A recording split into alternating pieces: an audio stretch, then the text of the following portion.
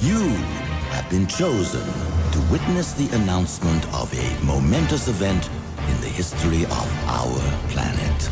The liberation of mutant kind has begun. Welcome back to Thinking Critical, everybody. This is Wes, and today we've got the fourth issue of Jonathan Hickman's X-Men series, the flagship series of Dawn of X, following up on House of X, Powers of 10. You know, so far, Dawn of X has been a bit of a mixed bag. I would say X-Force has been the gold standard. I would say Excalibur's bringing up the rear is in the caboose, and then probably either right behind X-Force or maybe right behind Fallen Angels is X-Men. It's been a good comic so far, but it's been a little bit hit or miss. And with me today to talk about X-Men number 4 is my good friend, my brother from another mother, Skip and Tosh.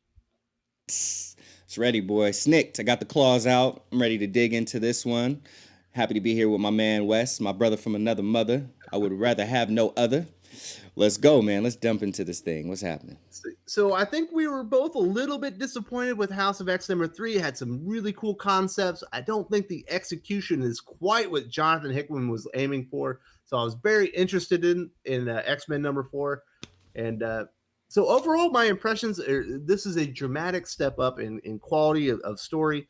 Although I will say, while I do recommend this comic, it is a bit on the boring side, but it is exceptionally important. So I hold no ill will towards the comic, but it is a lot of talking. So, you know, what did you think of the art in this one? Because I felt like Leinil Francis Yu might have been a bit rushed. Yeah, I felt it. There were some immediate things when jumping into the art where I was like, okay, those dudes don't have faces. We're not even that far in yet. And that's something that I called out about Mr. Yu early on, you know, is the best way I could describe it was resolution, you know, and he's got a very interesting sweet spot for his resolution. He's got like really close where he can get really detailed, and you know, and that makes sense because, you know, when you got people that can do solid pencils, like really close is where they you know, they can add all their extra lines in the detail and make things pop and come out. And then for him it seemed to be farther away where he can like do all the nice spacecrafts, he can do all the nice architecture and buildings and all that other stuff. He really excels at that, but it seems like there's like in the middle is where his resolution seems to suffer. So as the guards were walking up, I was just like, bro, they straight up don't have faces. They're like, the colors, he drew his shape and the colors just slapped the pigment on the two dudes' skin, and that was it. So that was something. Now, luckily in this book, I still felt like maybe there was a little too many of those places. But not the whole thing. One advantage that they did have because of the way that Jonathan Hickman wrote it was, you know, like Wes said, they do go to a meeting, you know, this meeting of the nations. I believe it happened in Switzerland, a neutral area, and there was a lot of kind of more closer shots where, you know, Francis can do some, you know, what he does best. I won't say his best work, but what he does best. But it was pretty apparent that. Yeah, so I think, you know, Leinil Francis used real sweet spot as in settings and technology.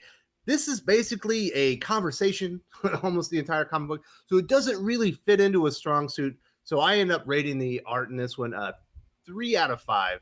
Not his best work. You know, it's pretty middling effort. So when we get into the characterization, this book is all characterization, specifically Magneto.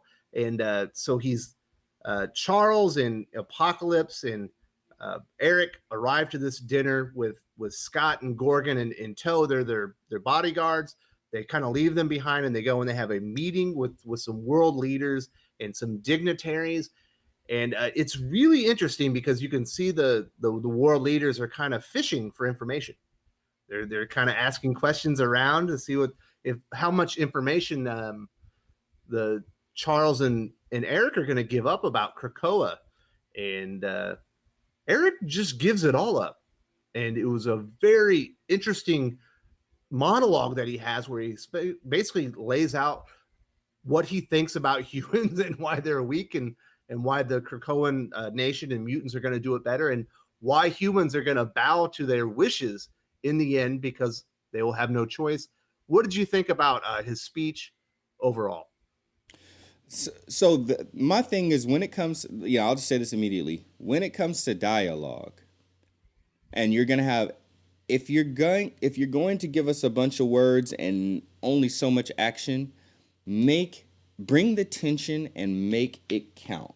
And I will give Hickman that. I felt like it was very interesting. I felt like we and I will say I felt like exactly where they stand did get cleared up a little bit. Oh, yeah. I do feel that way. Like you said, they laid it all out. And what was nice as well is that Professor Xavier got to the point where he said, "Hey, I actually there is a little bit of hope within me still for the human race that you guys, will accept us, will learn to love us. I still do love you." He's like, even in this moment, I do, but this is the direction that we're taking. What Eric said, I'm backing it up. This is the vision that we have, and basically it was from like, I've gone to trying to be here with you to be here. I love you, but I love you more like children now. And you are going to have to learn that this is the new norm, and it is going to be a lot easier for you in the future. If you go ahead and start accepting that now, then wait to accept it later. And if you try to come after us like you did before, there will be a response next time. And what I also enjoyed about that is, as he began to say that speech, this was this was the It's first the first time time we've seen his face. for an extended period of time too. He took the Cerebro off and he put the helmet down, and I was just like, Looked oh. him in the eye and explained to him what he was saying, or his feelings. It was effective. Like I said, I mean, that it's a lot of dialogue. It's very effective. They do. He lays it out. We are going to use these drugs. We're going to lord them over you. You're going to have to pay us for them because you're going to get so much benefit. And we're going to use all that money and we're going to build our influence. And eventually we're going to buy you because you won't have any choice. And that's just the way the world's going to be. And there's nothing you can do about it because we've studied what you've done and we're just basically going to use it to our own gain. It was very interesting. It gives you a lot of insight into maybe what Jonathan Hickman himself might think about maybe the way the economy runs and how governments and banking practices keep people in line. Not really going to go into that one, but it was very interesting.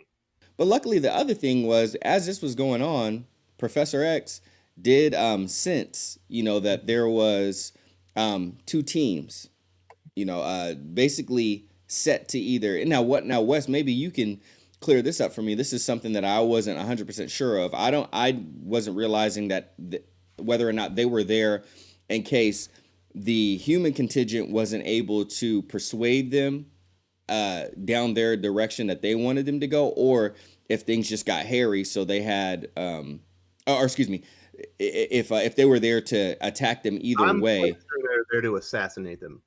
Okay. So they were going to try to. I think Charles was being diplomatic when he said, well, "I know that you had your backup plan if we didn't, bow to your will." I think he knew that I think he was being diplomatic. He knew that they were there to kill him because they'd already tried to murder him a month before, and he called him out on it in a very effective way. And I liked it. But that was like kind of the one side thing that's going on during the conversation is Scott and Gorgon. Basically, one takes one team, the other one takes the other, and wipes them out. Yeah, and that was our action. And so, we after what happened in number 3, I think that was the other thing they realized. Like, we gotta get some more action in here, and it can't just be, a lady talking about her back, and then Cyclops rolls up on her, and then she blasts him with green goo. It can't be a whole nother issue of what was that show on Nickelodeon with all the slime and stuff like that. We can't do Double Dare featuring horticulture again. We need to have some stakes. We need to have some action. So I did like how he balanced progressing the story, setting it up because this is number 4. So once we get to number 5, after that I think we're done with the setup, and now we're moving on into really getting the story going. So I think that was a good way to incorporate more action. Now, Wes, I do want to say another thing, if we're talking about consistency and characterization, there was a representative from Wakanda there. And me being the Black Panther fan that I am, I noted that, and I was really looking, because initially, Wakanda was like, we don't want nothing to do with that. We don't want anything to do with it. We got everything going just fine here. We got enough technology. Health is fine. We could defend ourselves. We just don't need to get involved. And I didn't even take it as Wakanda like throwing shade at at the mutants. I just took it as like, what do we need to get involved for? We don't need to. We don't want you to have influence over us. We don't want you to hold anything over us. No, we don't need that. We don't need to fight another war, and we don't need to be in debt to nobody for nothing. We're good. We can stay out of it. We don't need nobody over us. So when they had a contingent there, when they had a representative there, I was like, okay, how are y'all going to keep this consistent? And they did find a way. They still did say like, okay, hey, as they were talking, it's like, sounds like you might be interested in joining us at the table, on the global market. And they're like, nah, not really. We're still going to keep things where they are. We'll have to just respect you guys for what you are. We're, kings and queens, how you run things, and we're kings and queens of how we run things. And we'll just kind of let that be that. And I did like that was established. There's no ill will on both sides. It's just that we don't need what you're selling, and we'll you avoid don't. Each other. Yeah, we'll just avoid each other. So and I was like, okay, one cool. last thing I got to talk about, and it was one of the weird things is there's a lot of characterizations off. So you're seeing villains and heroes living together, and I think that he did a very good job. Hickman did a good job using Gorgon to explain how this is possible. So at the very end, Gorgon is basically taking out the whole team on the floor that he was after, and he's leaving one survivor, and he tells him, in the past, my contempt for you would have manifested itself in an uncomplicated manner. I simply would have taken your head. But these are new days, and I am led by brilliant mutants who understand war better than I ever could. I have seen the error of my ways. Now I understand. I am enlightened. I know now it's better that you live like this with the shame of what you are. Embrace this mercy, human, and never test my kind again. So it was really effective. Great characterization on Gorgon. We haven't really seen much out of him, and we learned that he's basically the private bodyguard for any of the anyone that sits on the Autumn chair and leaves Krakoa. He's going with them as their private security. And now you kind of get an understanding of why he's bought into this. They are a unified nation. He's not waiting to stab anyone in the back. And I thought that was a brilliant bit of dialogue in a comic book full of very great dialogue.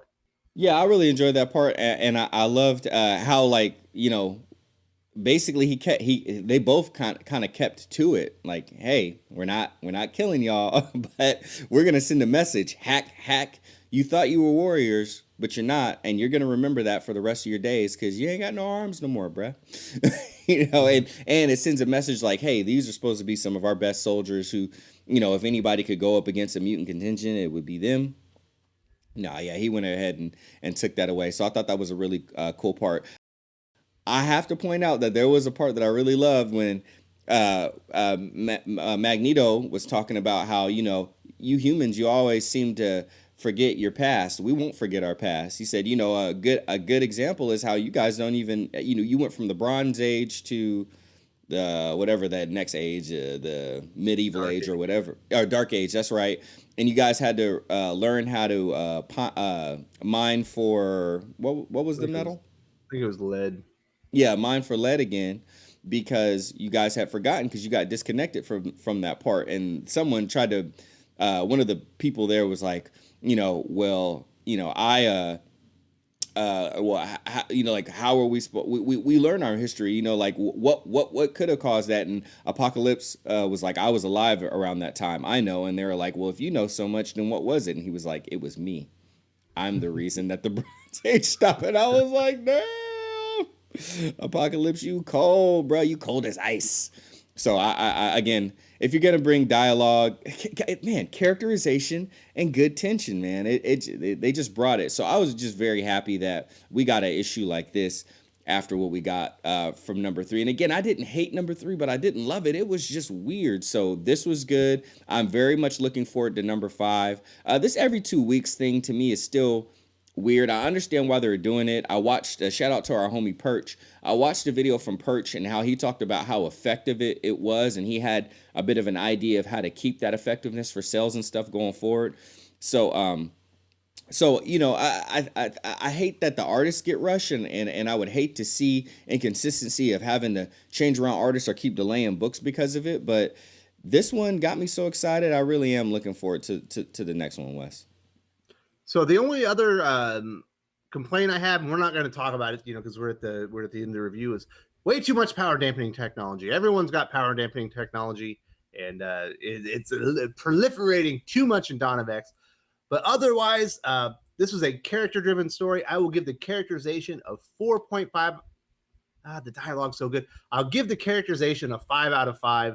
It's really perfect. It's excellent. And as far as the plot goes, there's not a lot of plot here.